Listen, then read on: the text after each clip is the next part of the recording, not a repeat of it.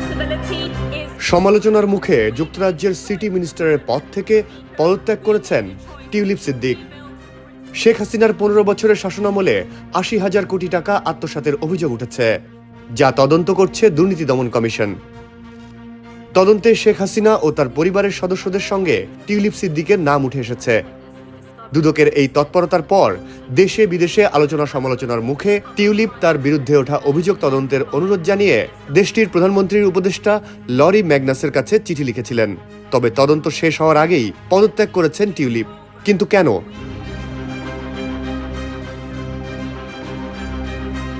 সংবাদ সংস্থা BBC tulip সিদ্দিকের পদত্যাগ পত্রের অনুলিপি প্রকাশ করেছে।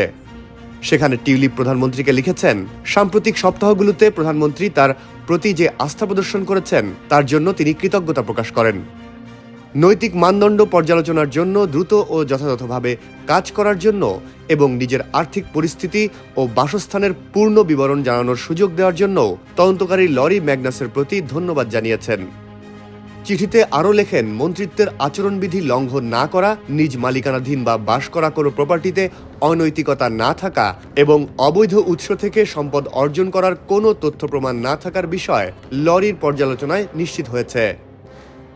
তবে চিঠিতে নিশ্চিত করেন যে অর্থ মন্ত্রণালয়ে তার দায়িত্ব অব্যাহত রাখা সরকারের কাজের জন্য বিভ্রান্তি সৃষ্টি করতে পারে, তাই তিনি মন্ত্রী পদ থেকে পদত্যাগ করার সিদ্ধান্ত নিয়েছেন।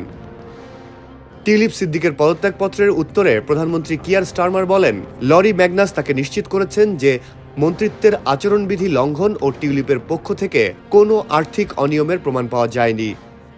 ভবিষ্যতে টিউলিপ সিদ্দিকের জন্য তার দরজা খোলা থাকবে বলেও জানান Starmer. choices. And the truth is, we did have choices. And guess what? We chose to act.